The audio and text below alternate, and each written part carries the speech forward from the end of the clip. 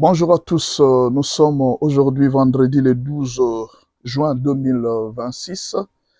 Nous sommes tombés sur la lettre de Joseph Kabila à la nation, sa réaction par rapport à la situation qui se passe dans la nation. Et nous allons essayer d'analyser cette lettre. Je commence d'abord par la conclusion de Joseph Kabila sur cette lettre. Il dit ceci dans la conclusion. En conclusion, Joseph Kabila réaffirme son attachement à une RDC indivisible et démocratique. Il exhorte les Congolais à défendre ensemble l'avenir du pays et des générations futures tout en invoquant la protection divine pour le peuple congolais et ses dirigeants.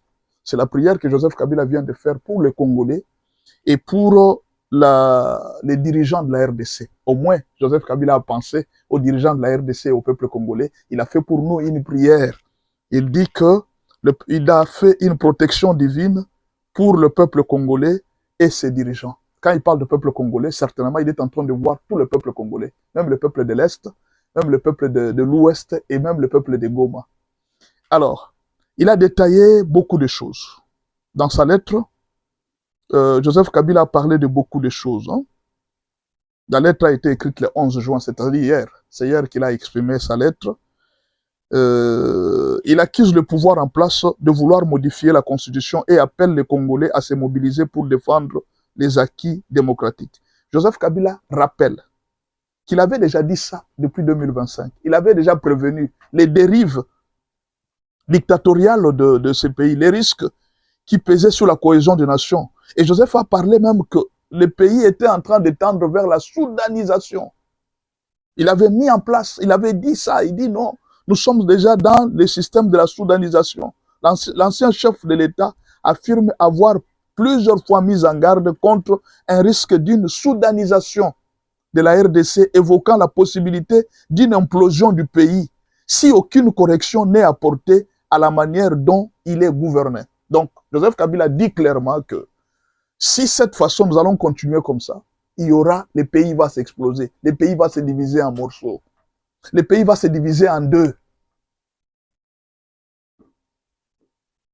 Selon lui, cette démarche constitue une remise en cause du pacte républicain qui unit différentes composantes de la nation congolaise. Il considère qu'il ne s'agit ni de rumeurs ni d'accusations de l'opposition, mais d'un choix politique assumé par les autorités actuelles. Un appel à la vigilance citoyenne.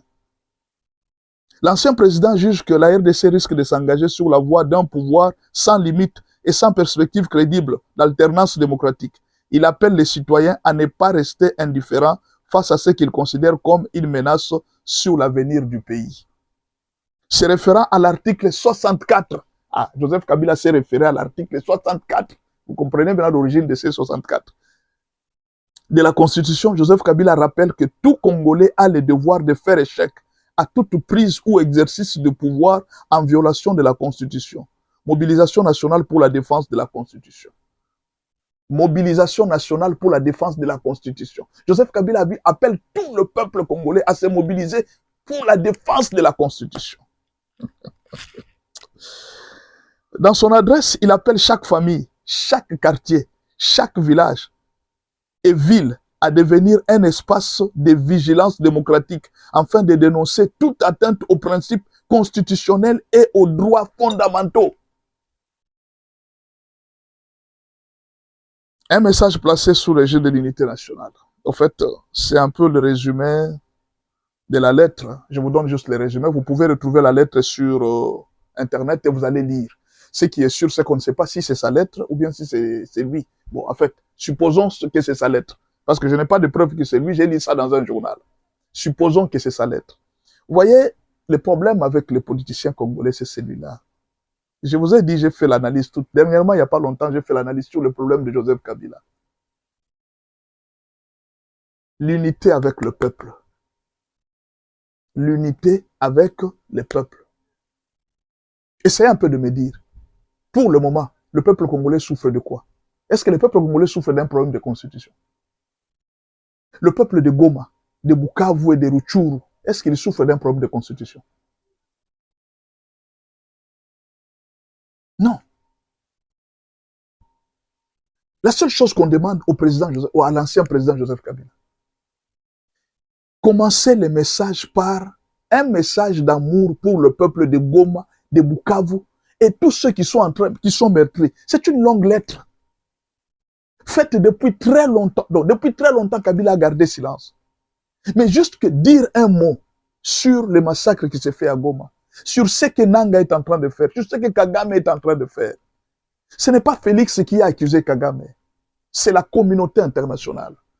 Ce n'est pas Félix qui a accusé Nanga. C'est la communauté internationale qui a dit que Kagame est en train de massacrer plus de 15 millions de populations à l'Est. Aucun mot de Kabila. C'est ça le grand problème de Joseph Kabila. Aucun mot. J'ai dit ça même sur Francine Muyumba. Aucun mot sur les femmes qui sont violées à l'Est. Qu'est-ce qu'il y a? Pourquoi vous ne dites rien sur ce qui se passe à l'Est? Le pouvoir, ce n'est pas un problème. La constitution, de toute façon, quoi qu'il en soit, on va changer. S'il y aura la soudanisation, les pays se préparent déjà depuis très longtemps. D'ailleurs, les pays ne se préparaient pas à la soudanisation. Les pays se préparaient à la balkanisation. Les pays, bon, en fait, on se prépare là depuis très longtemps. On s'est armé, on s'est préparé, on va faire la guerre. C'est-à-dire pour faire la soudanisation, il n'y a pas de problème. Ceux qui veulent faire la soudanisation, qu'ils fassent. Ceux qui veulent imploser les pays, qu'ils implosent les pays. Mais Kabila n'a pas dit que c'est lui. Non. Il dit qu'il y a des gens qui ont les soucis d'imploser les pays. Mais qui sont ces gens? Kabila parle de qui quand il est en train de parler de l'implosion du pays? N'est-ce pas de Nanga? N'est-ce pas de Kagame? N'est-ce pas? Donc, si Félix change la constitution, le pays sera implosé, le pays sera divisé. Bon, il n'y a pas de problème. On va voir ce qui va se passer. Nous voulons la paix. Les gens de l'Est veulent la paix. Mais aucun mot sur ces gens. Aucun mot sur le massacre de l'Est. Aucun mot pour encourager. Regardez, dans sa lettre, il exhorte tous les villages, tous les quartiers à barrer la route contre les changements de la Constitution. Mais pourquoi ne pas dire la même chose? J'exhorte à tous les villages, tous les quartiers à s'élever contre l'agresseur du pays. Il n'y a pas dans la Constitution qui est l'article 64. Dans cette Constitution que lui-même nous a donnée, lui-même nous a laissé, il n'y a pas que l'article 64. Il y a aussi des articles qui disent que tout Congolais a droit, a le devoir de se battre contre l'agression dans notre pays. Ça se trouve dans la Constitution. Mais pourquoi Kabila ne fait pas allusion à ces autres articles, seulement à l'article 64? Parce qu'on parle du mandat présidentiel, on parle du pouvoir. C'est-à-dire, ce qui intéresse les politiciens, où ils mobilisent, nous avons vu Mouzé. Mouzé a mobilisé toutes les populations du monde. Kabila, c'est le fils de Mouzé, n'est-ce pas?